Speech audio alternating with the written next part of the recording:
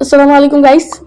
আমাদের কাছে আছে কালো জিরা মধু এবং মিশ্রণ মধু এবং সরিষা ফুলের মধু। আপনারা মনে করতে পারেন যে মধু জমে গেলে সেটা 2 নম্বর মধু হতে পারে, কিন্তু মধু সরিষা ফুলেরটা শীতের সিজনে জমে, কিন্তু এটা 2 নম্বর মধু।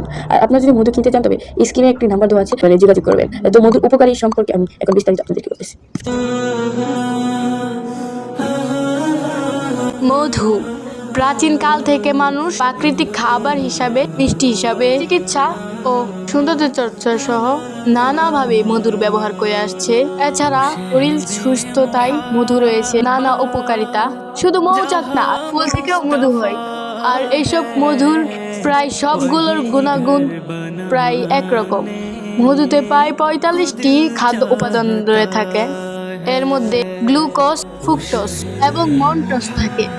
আরও থাকে অ্যামাইনো অ্যাসিড, খনিজ লবণ এবং এনজাইম। 100 গ্রাম মধুতে থাকে 288 ক্যালোরি। এছাড়াও সূরা না হলেও মধুর বিষয়ে উল্লেখিত আছে।